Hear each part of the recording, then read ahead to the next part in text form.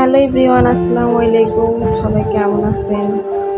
তো এই যে আজকে আমরা মা মেয়ে বাসা থেকে বের হলাম। বের হয়ে আমরা যাচ্ছি আসলে বাজারে। বাসায় কোনো ধরনের সবজি ছিল না।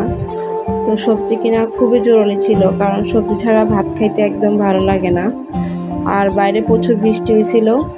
আর আমি রাজকুমারীকে প্রচুর চাইছিলাম যে ওকে বাসায় রেখে যেতে, কিন্তু ও কোনো কথাই শুনে না, ও আমার সাথে যাবে। কারণ বৃষ্টিতেও রাস্তায় প্রচুর কাদা ছিল। আর ওর যেহেতু ছোট, যদি বৃষ্টির ফোঁটা পড়ে তাহলে ওর জ্বর আসতে পারে। এই চিন্তা করে আমি ওরা অনেক বুঝাইছি, কিন্তু কোনোভাবে ওরা আমি রাখতে পারি নাই।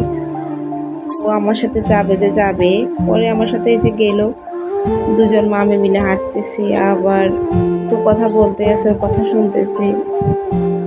এত বৃষ্টি হয়েছে, পুরা মাঠের মধ্যে পানি জমে গেছে। পরিবেশটা আসলে খুবই ভালো লাগছে, কারণ খুবই ঠান্ডা ঠান্ডা ছিল।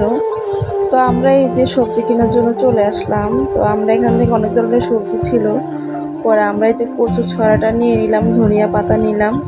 তারপর নেওয়া শেষে এই যে পরোটা দোকানে চলে আসছি, এখান থেকে পরোটা নিলাম, ভাজে নিলাম। তো নেওয়া শেষ, পরে এই যে আমার মেয়ে আবার হাঁটাহাঁটি শুরু। পরোটা ও নিজে হাতে নিছে, কারণ ও নিবে, কোনোভাবে দিবে না। তো আমরা এই যে নামা শেষ, পরে আমরা এই যে চলে আসলাম বাসায় উঠলাম। তো আজকের ব্লগটি এখানে শেষ। আল্লাহ হাফিজ।